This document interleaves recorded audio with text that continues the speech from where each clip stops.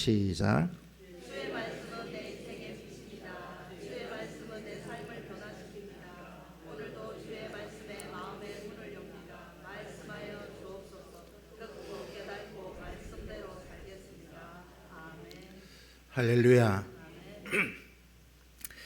우리는 살아가면서 이런저런 다양한 문제들을 만나며 인생을 꾸려갑니다. 문제 없는 날 단 하루도 없습니다. 이런저런 문제를, 오늘은 이런 문제, 내일은 저런 문제 만나는데, 또 이런 문제를 만날 때마다 우리의 마음이 굉장히 힘들어질 때가 있습니다. 문제 때문에 힘들어하고 때로는 좌절하기도 하고 절망 가운데 낙심할 때도 있습니다. 이런 저런 절망적 문제를 만났을 때 우리는 어떻게 행동하고 믿음을 지켜가야 할 것인가? 설교를 준비하면서 생각해 보니까 크게 두 부류로 나눌 수 있습니다. 절망적인 문제를 만났을 때 나타내는 행동. 첫째는 문제를 적극적으로 해결하려고 노력하는 정면 돌파형이 있습니다. 두 번째는 될 수만 있으면 그 문제를 피하려고 하는 도피형이 있습니다. 여러분들은 절망 가운데 어려운 문제를 만날 때 어느 쪽이라고 여러분들은 생각하십니까? 어느 한쪽으로 선택하는 것이 우리의 삶의 모습일 것입니다. 여러분들은 절망적인 문제 있다면, 현재 그 절망적인 문제가 내 삶의 이 시간에 있다면 여러분들은 누구를 먼저 제일 생각하게 되십니까? 도움을 받고 또 이 문제를 해결할 대상을 제일 먼저 생각하십니까? 어디 가서 이 문제를 해결할까? 누구의 도움을 받을까? 이렇게 한다면 이 사람은 어려운 문제를 만났을 때의 정면 돌파형 사람일 것입니다.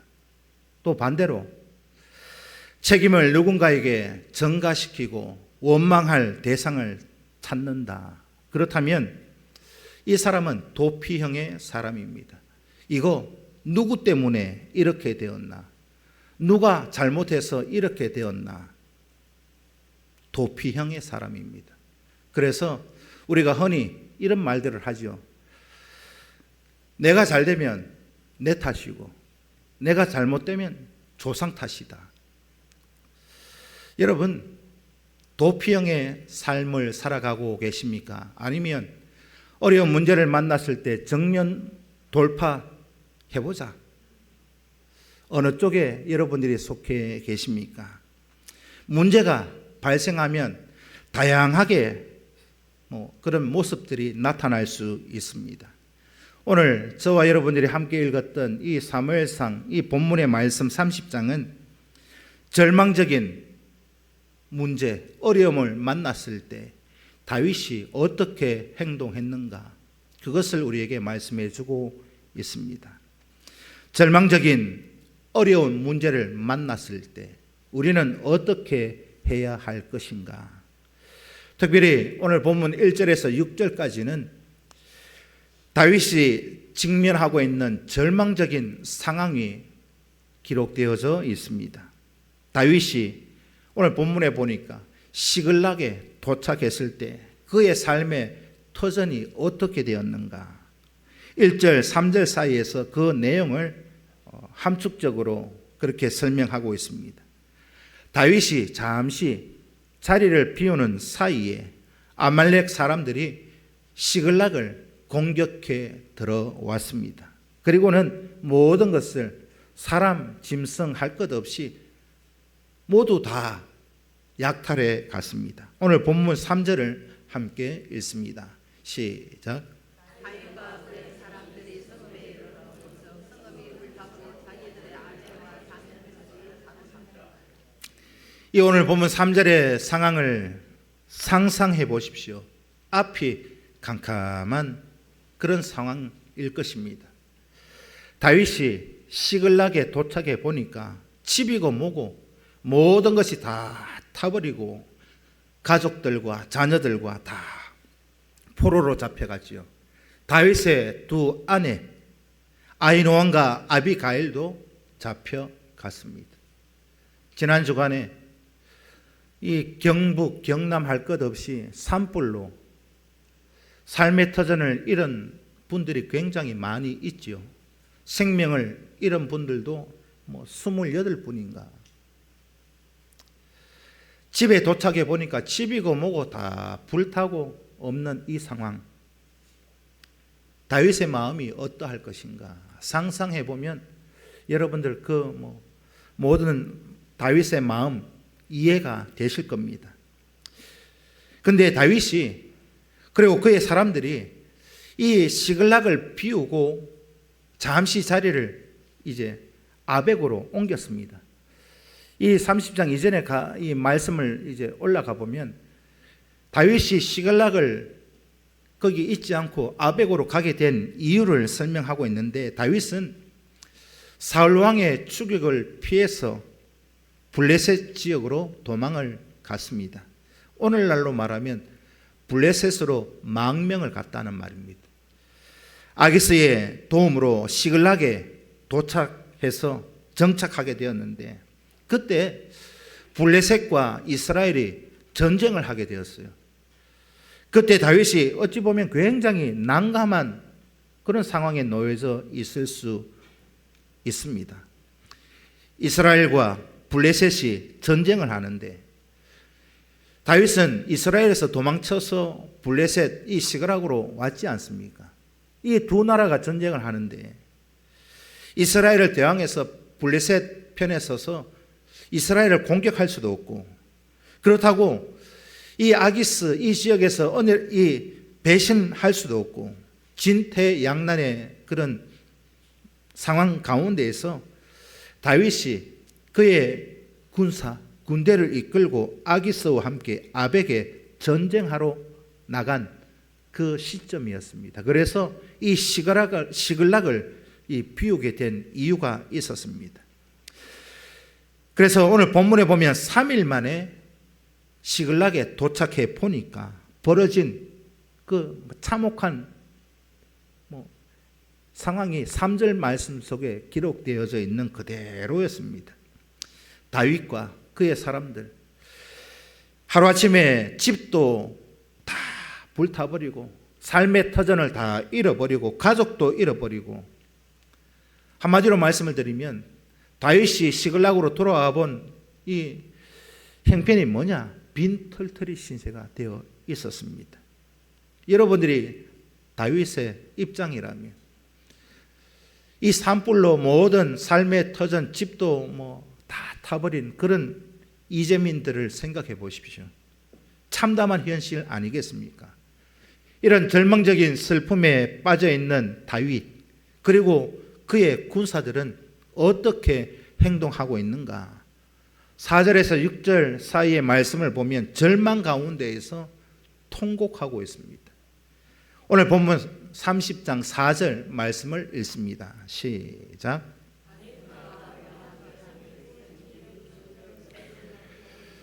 다윗과 그와 함께한 백성이 울 기력이 없도록 소리 높여 울었다. 당연한 반응 아니겠습니까? 땅을 치면서 통곡을 해도 해결되지 않는 그런 상황.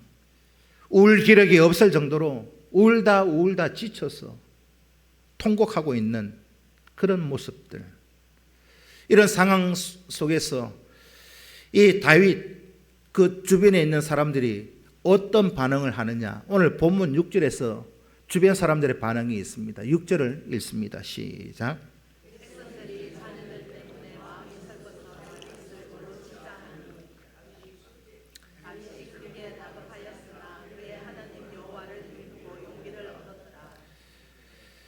여러분, 백성들이 자녀들 때문에 마음이 슬퍼서 다윗을 돌로 치자.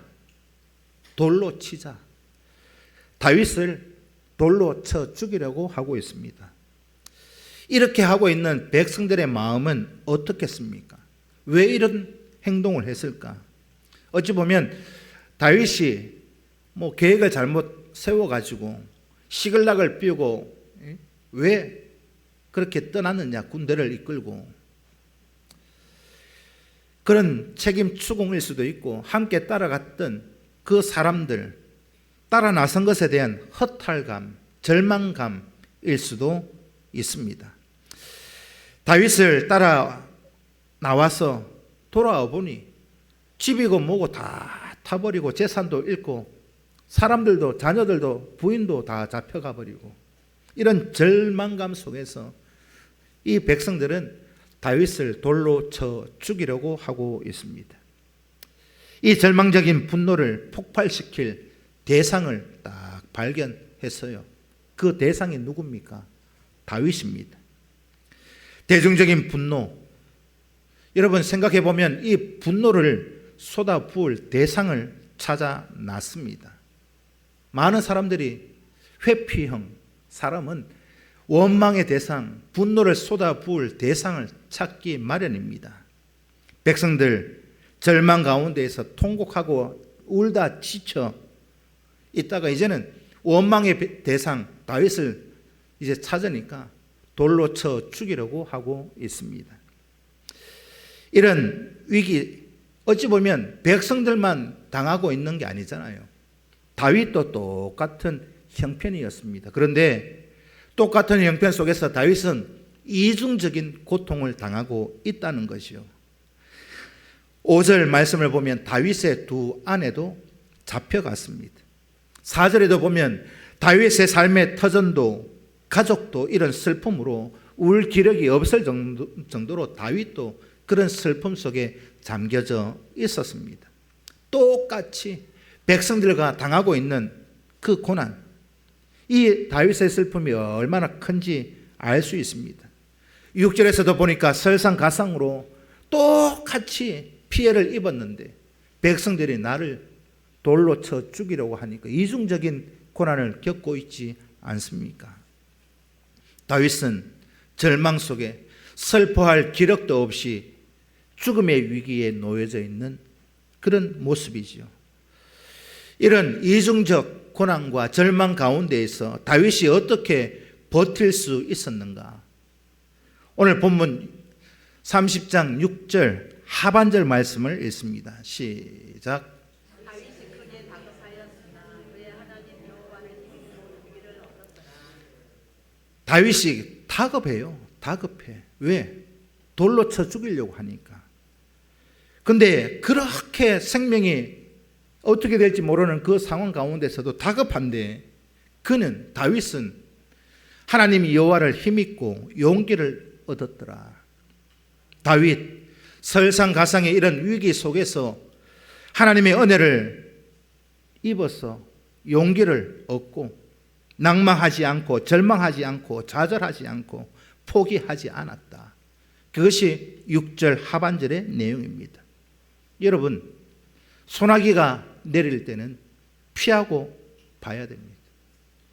절망적인 그런 위기 속에 빠졌을 때는 무엇보다 여러분 버티고 견디는 것이 중요합니다. 그 상황 속에서 해결책이 보이지 않습니다. 소나기처럼 그 절망적인 상황이 우리에게 펼쳐질 때 일단은 피하고 봐야 됩니다. 소나기가 지나가듯이 지나가야 한다는 말입니다.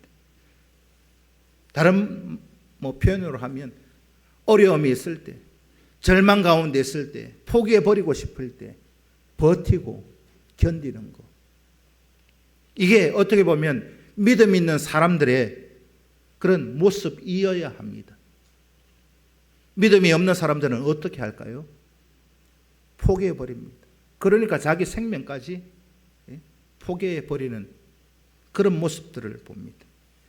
작은 어려움만 닥쳐도 포기하고 도망쳐버리고 원망할 대상을 찾고, 이런 절망적인 상황이 우리 가운데 펼쳐져 있을 때 그때가 진짜 믿음의 진면목이 나타날 시간인 것이지요. 일단은 피하고 나서 버티고 견디고 나서 그 다음에 해결책은 그 다음에 생각하는 겁니다. 일단 고난이 오면 버티고 견디십시오. 우리의 상황이 힘들고 그렇게 힘드니까 버티지 못하고 절망하고 좌절하는, 믿음 있다 하면서도 낙심하는 그런 모습들을 많이 보게 되어집니다. 여러분, 고난 가운데, 절망 가운데 절망하지 않고 버티고 견디는 것이 어찌 보면 믿음의 발판, 승리의 발판이라고 할 수 있습니다. 오늘 본문의 다윗은 하나님의 은혜로 힘을 얻고 용기를 얻고 좌절하지 않고 버티고 있더라는 거지요. 오늘 저와 여러분, 우리에게도 이와 같은 은혜가 있기를 하나님의 이름으로 축복합니다. 우리는 위기에 직면하면 어떻게 행동합니까? 오늘 본문에 나오고 있는 다윗, 아니면 다윗의 사람들 어떻게 행동했는가, 두 가지로 나뉘어서 있습니다. 이런 모습은 광야를 통과하던 모세 그리고 이스라엘 백성들 모습 속에서도 똑같이 나타나고 있습니다.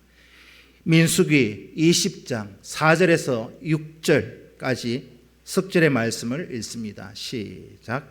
너희가 어찌하여 여호와의 백성의 이 광야로 인도하여 우리와 우리 신성이 다 여기서 죽게 하느냐. 너희가 어찌하여 우리를 애굽에서 나오게 하여 이 나쁜 곳으로 인도하였느냐. 이곳에는 파종할 것이 없고 무화과도 없고 포도도 없고 석류도 없고 마실 물도 없다.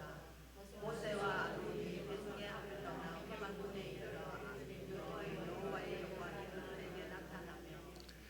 민수기 20장에 있는 상황이나 오늘 본문에 있는 상황이나 인물만 다를 뿐이지 상황은 똑같습니다. 이런 상황이 출애굽기, 민수기에만 있는 게 아닙니다. 이런 장면 성경에 보면 여러 번 자주 등장하고 있습니다. 광야, 정말로 살기 어려운 힘든 곳이지 않습니까? 아무것도 없어요. 민수기 20장에서 말씀하고 있는 것처럼 파종할 것도 없고 무화과도 포도도 물도 아무것도 없는 곳. 고난이 닥칠 때마다, 어려움이 있을 때마다 이스라엘 백성들이 한 일이 무엇이었습니까? 그들이 한 일은 모세를 향해서 원망하고 아론을 원망하고 때로는 돌로 모세와 아론을 쳐 죽이자. 모세는 고난에 직면할 때마다 누구도 원망하지 않고 하나님 앞에 엎드렸던 인물이었습니다. 무엇이 이런 행동의 차이를 나타내고 있습니까? 백성들, 이스라엘 백성들 광야에서 아무것도 없는 것을 봅니다. 그래서 파종할 것도 무화과도 포도도 물도 없다. 아무것도 없다. 아무것도 없는 것을 보았습니다. 보이는 게 없으니까. 보이는 것이라고는 모세, 아론밖에 안 보이니까. 그러니까 모든 책임을 모세와 아론에게 쏟아내고 원망하고 있습니다. 그런데 모세와 아론이 아무것도 없는 그런 광야, 그런 상황 가운데에서 무엇을 보고 있느냐? 모세와 아론은 하나님을 보고 있습니다. 그러니까 하나님 앞에 엎드렸다, 기도했다. 성경은 그렇게 말씀하고 있죠. 성도 여러분, 아무리 절망적인 상황에 아무것도 없어 보여도 우리 성도들에게는 하나님만 있으면 될 줄 믿습니다. 어린아이, 갓난아이, 부족한 게 많잖아요.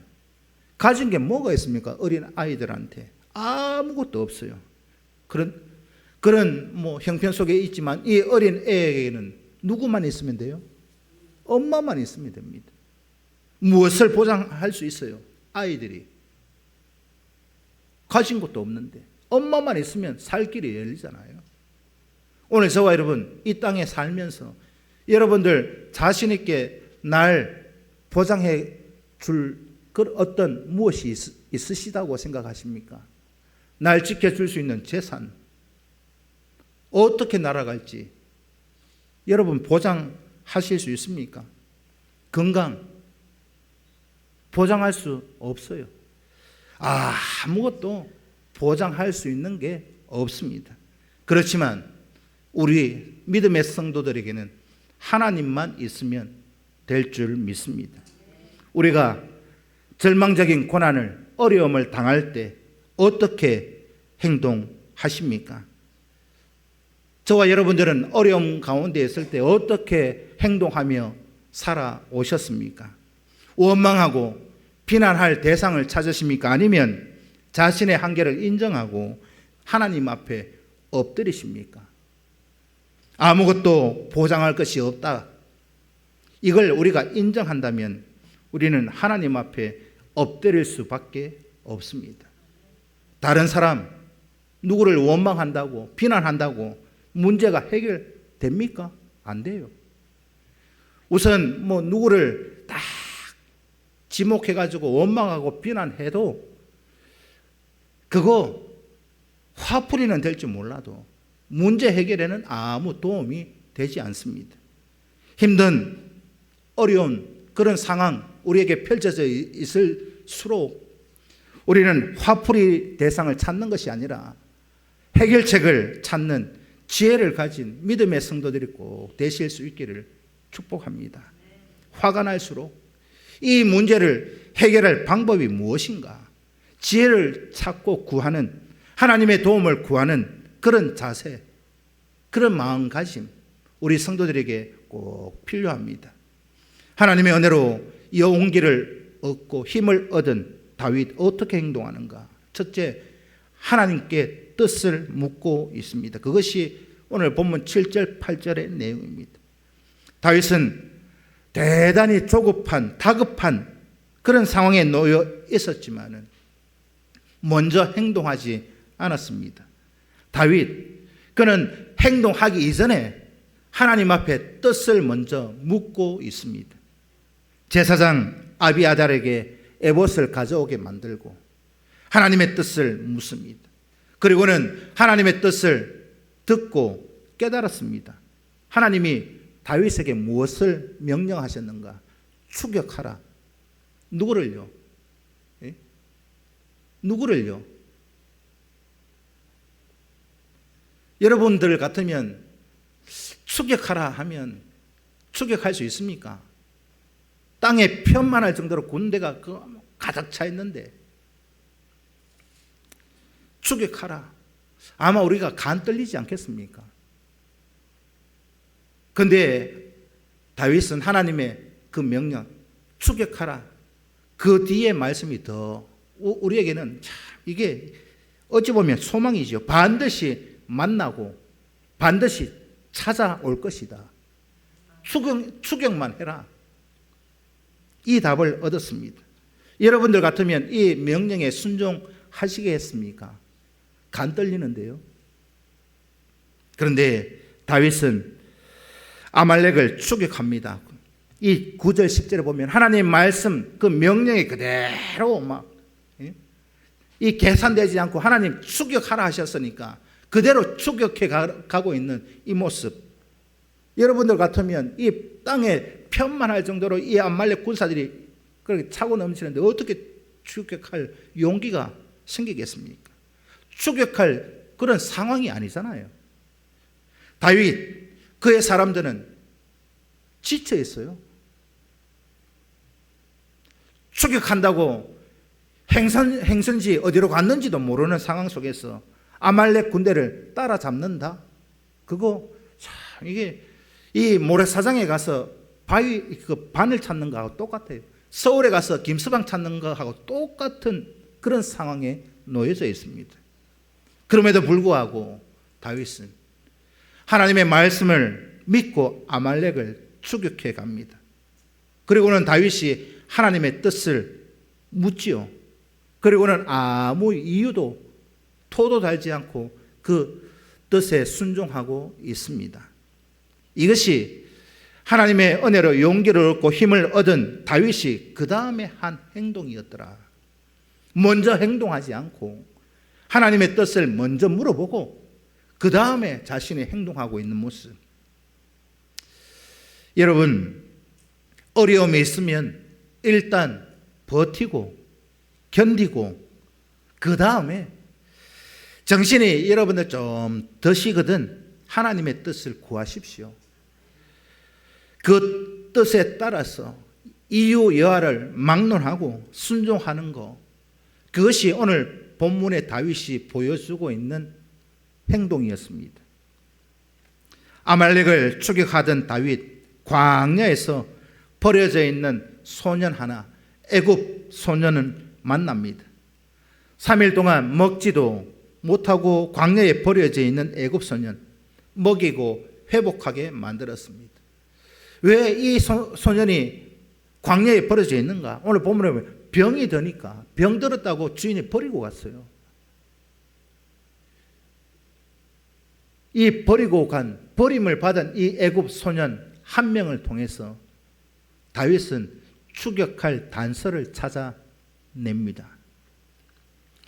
이 또한 이 모든 상황, 이 광야 속에서 아말렉을 추격하는 그 상황 가운데 이 애굽 소년 한 명을 만나게 하신 거, 그 소년을 만나지 못하면 추격할 수 없습니다. 어찌 보면 이 소년을 만난 것도 하나님이 다윗에게 베풀어 주신 은혜였습니다. 아무것도 알 수 없는, 목적지도 모르고 아말렉이 어디로 갔는지 알 수 없는데 얼마나 많은 군대를 또 이끌고 갔는지도 알지도 못하고, 그런데 추격하라 명령하시니까 여러분들 같으면 이게 말이나 되는 상황이겠습니까? 믿음이 없이는요 이게 가능하지 않습니다. 다윗은 하나님의 인도하심에 전적으로 믿고 순종하고 있습니다. 순종했으니까 갔다는 거 아니겠습니까? 애굽 소년은 하나님이 만나게 하시고 그 소년으로 인해서 아말렉을 추격할 수 있는 단서까지 가르쳐 주시더라. 광야에서 병들어 쓸모없이 버려진 이 사람이 보기에는 별거 아닌 이 애굽 소년을 통해서 하나님은 다윗의 군대를 인도하시고 승리의 영광을 누리도록 하나님이 모든 것을 인도해 주셨더라. 광야에서 특별히 유목생활하는 그런 아말렉을 추격하는 일 쉽지 않습니다. 옮겨 다니기 때문에, 정착을 한 군데 하지 않기 때문에. 우리나라 이제 역사로 거슬러 올라가 봐도요, 몽골 있죠, 몽골. 우리가 잘 아는 징기스칸. 그 유목민이잖아요. 옮겨 다니니까 전쟁을 해도 상대방이 어디 있는지 찾지를 못하니까 그 징기스칸이 유럽까지 다 이 제국을 만들어 가잖아요. 이런 아말렉, 몽골, 이 징기스칸과 같은 그런 이 군대를 추격하는 일 쉽지 않습니다.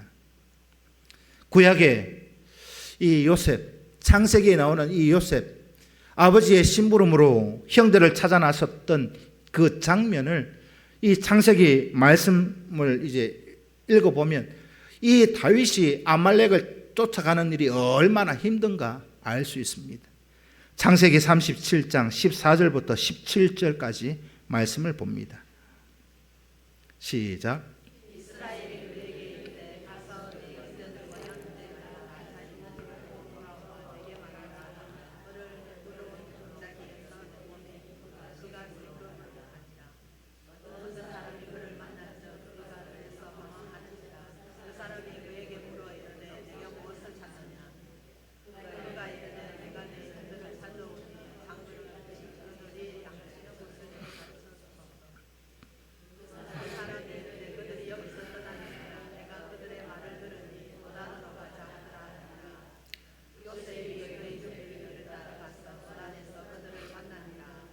이 장면이나 오늘 다윗이 광야에서 아말렉을 추격하는 장면이나 똑같아요.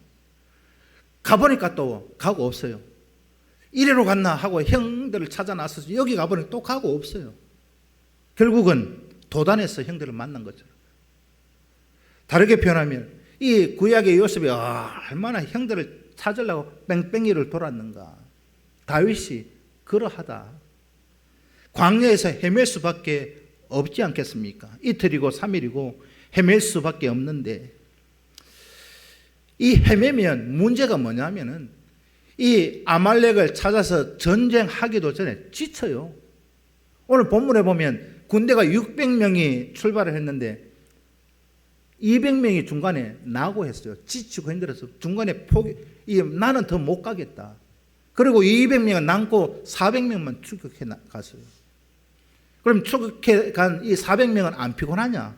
똑같이 피곤하잖아요. 전쟁은 고사하고 가족을 찾는 것 고사하고 그들도 지치고 좌절할 수밖에 없는 그런 상황 속에 놓여져 있습니다. 그런 상황 속에서 광야에 버려져 있던 애굽 소년 하나를 통해서 결정적인 도움 받은 거, 이게 다 하나님의 계획표 안에 들어 있었다. 믿으십니까? 우리의 마음이 조급한 다급한 상황에 놓이면 우리는 어떻게 행동하십니까? 하나님의 뜻을 묻고 행동하십니까? 아니면 내가 먼저 행동해보고 안 될 때 하나님의 뜻을 묻습니까? 어느 쪽이십니까? 저는 제 자신을 이렇게 저에게 적용을 시켜보니까 저도 먼저 해보고 안 될 때, 벽에 막힐 때 하나님 앞에 이렇게 묻습니다. 하나님 왜 이렇습니까? 내가 먼저 해보고 안 될 때 하나님 왜 이래요? 그때서야 딱 벽에 가로막힐 때 하나님의 뜻을 묻더라고요.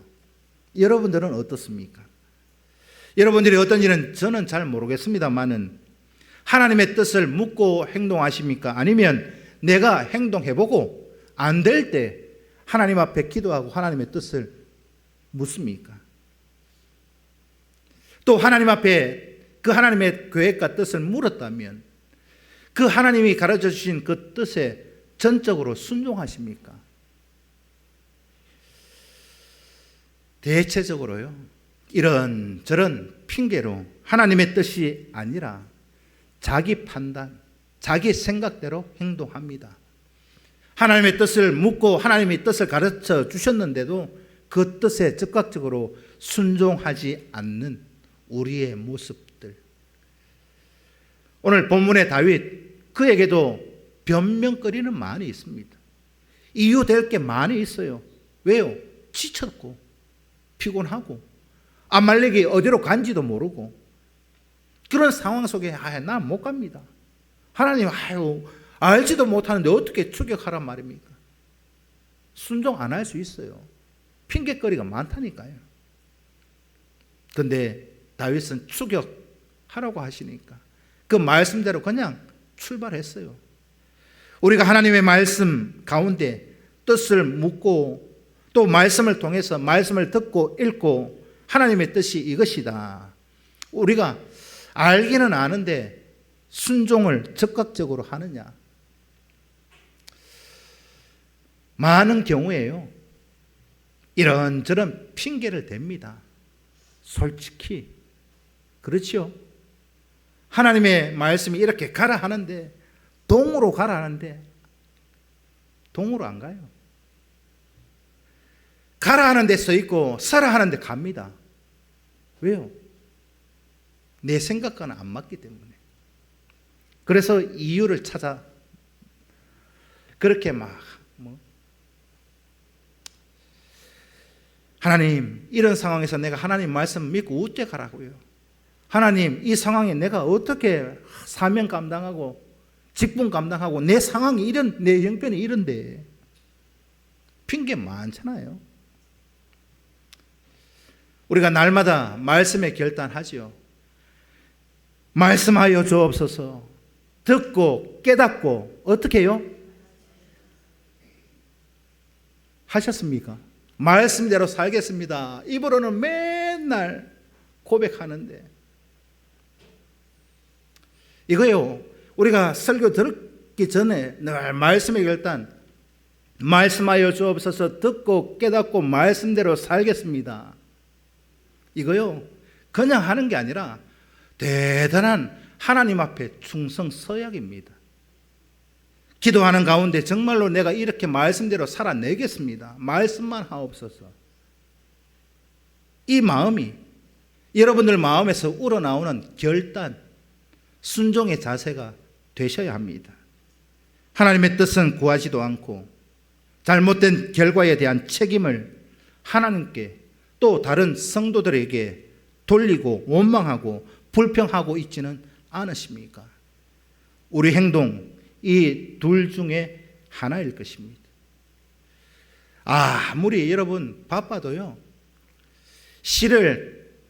실이죠. 실을 바늘 허리에 묶어서 바느질 할 수 없습니다. 바늘 허리에 메어서 바느질 할 수 있다고 생각하십니까? 바쁠수록 돌아가라. 그런 말 많이 들어보셨죠? 바쁠수록 돌아가라. 급하고 급할수록 다급할수록 하나님 앞에 기도하고 하나님의 뜻을 묻고 하나님의 뜻에 순종하실 수 있기를 축복합니다. 그거요, 우리 인간의 생각으로는 그것이 늦는 것 같아도 그게 빠른 길이고 그게 회복의 길인 줄로 믿습니다. 오늘 본문 이어서 다윗이 만난 이 아말렉 군대 16절에 보니까 승리를 자축하고 먹고 마시며 즐거워하고 있습니다. 아말렉, 이 먹고 마시고 즐거워하는 이 상황, 전쟁할 수 있는 상황입니까? 전쟁할 수 없는 상황입니까? 다윗이 추격해서 딱 맞닥뜨린 그 상황이 아말렉 군대가요 다 먹고 마시고 취해가지고 있어요. 이 절묘한 이 형편 상황을 다윗이 마주하고 있습니다. 이런 것까지도 어찌 보면 하나님의 인도하심, 하나님의 계획하심 안에 있었기 때문에 하나님께서 인도하실 때요, 경로, 따라가는 경로도 중요합니다. 그렇지만은 아말렉이 어디로 갔는지 경로를 따라서 아말렉을 추격하는 것도 중요하지만 어느 시점에 아말렉을 만나느냐, 그게 더 중요하지 않겠습니까? 아말렉이 먹고 마시고 취하지 않은 상태에서 말짱한 정신에서 이 아말렉 군사들과 전쟁한다? 이길 수 없어요. 오늘 본문을 보면 아말렉 군대가 땅에 평만했더라. 숫자가 많다는 말입니까? 적다는 말입니까? 셀 수 없을 정도의 숫자, 그게 편만입니다. 저 모래사장에 모래처럼 많은 군대, 다윗이 밤새도록 이 아말렉 군대 이 병사들과 밤새도록 쳐 죽이고 했는데도 몇 명이 도망갔느냐? 400명이 도망갔습니다. 여러분, 400명이 도망갔다는 거요, 많이 도망갔다는 겁니까? 적게 도망갔다는 겁니까? 그 많은 군대가 다 죽었어요. 모래알처럼 많은 그 아말렉 군대가 다윗이 또 그의 군사 400명이 밤새도록 쳐 죽이고 남은 게 겨우 도망간 사람이 400명. 밤새도록 전쟁하면서 얼마나 죽였을까요? 전쟁할 수도 없는 지쳐있는 다윗의 군대 400명. 아말렉이 멀쩡한 그런 상황 가운데에서 싸움이 붙으면 전쟁하기도 전에 다윗과 그의 군대 400명은 몰살당합니다. 근데 다윗과 지쳐있는 이 다윗의 군사 400명, 아말렉을 맞닥뜨린 데가 언제인가 하면 승리에 기뻐서 먹고 마시고 취해져 있는 그 상태에서 만났습니다. 가장 절묘한 때에 하나님이 인도해 주셨습니다. 이때가 아니면 다윗은요, 죽었다 깨어나도 이길 수 없어요. 하나님이 그때의 가장 정확한 때에 다윗, 그의 군사들이 도착하게 만들어 주셨더라. 오늘 본문 17절 말씀을 읽습니다. 시작.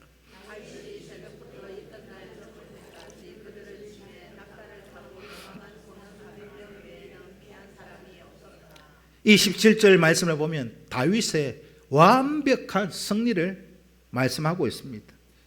인간의 계획과 인간의 계산으로는 이런 일이 있을 수 없다는 것을 강조하고 있습니다.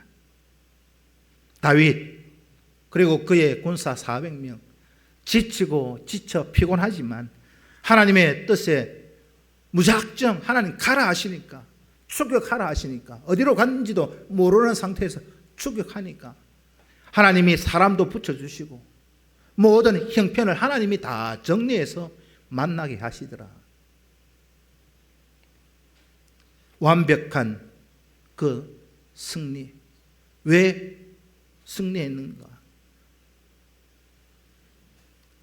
하나님의 뜻에 이유되지 않고 적극적으로 순종한 결과였습니다. 전쟁을 통해서 다윗이 얻은 것은 적어도 3가지가 있죠. 이 전쟁에서 크게 승리하고 3가지를 얻었는데, 첫째는 18절 19절에 다윗과 그의 사람들이 잃었던 모든 것을 도로 찾아왔어요. 하나도 잃어버린 것이 없어요. 다 찾아왔습니다. 여러분들 이것만 해도 굉장한 승리 아닙니까? 잃어버린 거, 빼앗겼던 거 다 찾아왔으니까. 근데 거기에 이어서 2번째, 아말렉이 약탈했던 이 시글락에 있는 거 말고, 그거는 이미 첫 번째로 찾았고, 이 아말렉이 다른 지역 3군데를 침공해서 3 지역에 있던 것까지 다 약탈한 것까지도 찾아왔어요.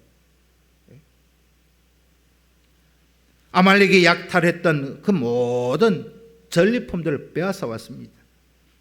그리고 3번째, 무엇을 얻었느냐? 다윗 개인적으로는요, 강력한 리더십이 회복되었더라. 5절에 보면은요, 이 백성들이 다윗을 돌로 쳐 죽이려고 하잖아요. 야, 원망하고 비난하고 너 때문이다. 돌로 쳐서 이 다윗을 죽이려고 5절에서 그렇게 했는데, 그런데 이 전쟁의 승리를 통해서 어떤 일이 벌어졌느냐? 오늘 마지막 20절 말씀을 함께 읽습니다. 시작.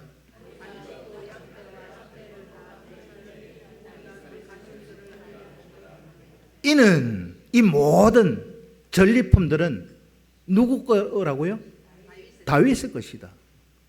돌로 쳐 죽이려고 했다가 이제는 이 모든 것이 다윗의 것이라고 얘기하고 있습니다. 이 전쟁의 공로를 누구에게 돌리고 있느냐?